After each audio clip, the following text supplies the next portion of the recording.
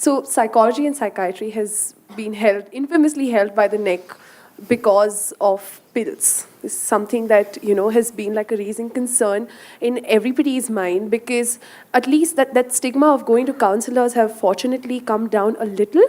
But the fact that people go to psychiatrists and the fact that they are prescribed pills is somehow still there.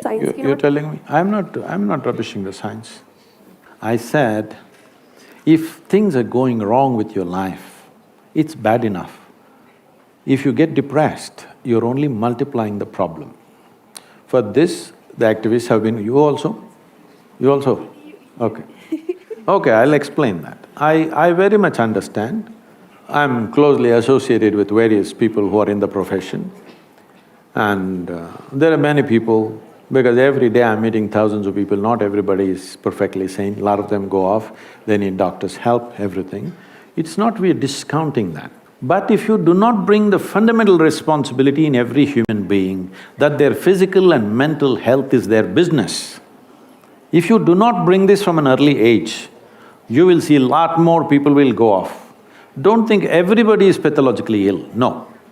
Those who are pathologically ill, without medication for periods of time, they may not be able to come out at all. Some of them will never come out, that is also there, that's a different matter.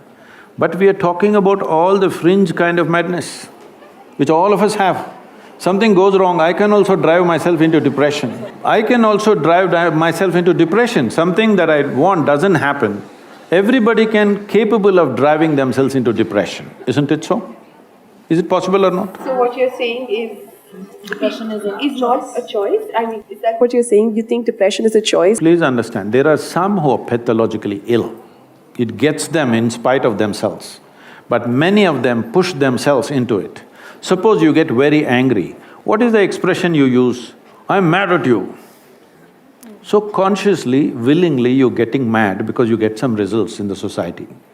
If you keep trying it, because the line between sanity and insanity is so thin, if you push, one day you will cross. There are many people in the world who need not be ill, both physically and mentally, not just mental illness I'm talking. Both physically and mentally, they need not be ill. See, right now, for last 50 years, some millions of cardiac surgeries have been done. Today surgeons are clearly telling you, if you go off red meat, you eat the right food, if you exercise, you will not come for the surgery table. Is that against your cardiology? Why is psychology such an insecure profession? Absolutely not. There's a certain diagnostic criteria for… So, I might be sad, I might be extremely sad, but that does not mean that I am depressed. I am entitled to my sadness. See, please, who doesn't know this? Do I look so simplistic that I don't understand somebody is sad and somebody is depressed? But is it possible that many people push themselves into depressive states at certain times in their life, and the same people also came out in a determined way? Is it there? Thousands of them? Is it there or no? Yes. Many of them. So, if I say it is open, everybody need not end up with chemicals. Maybe it's against a particular profession, but we're talking for humanity. Right. Thank you, Sadhguru. Although I don't think Anjali is fully convinced on the answer's tangent. Questions? How do you get fully convinced or not convinced on a fact? If it's your opinion, you can be convinced or not convinced. Is it a fact that many of you, I'm saying most of you are young, you've not seen much life, but even in this little life that you have seen, there were moments when you crossed your sadness and became depressed for a few days. Has it happened to you? Yes.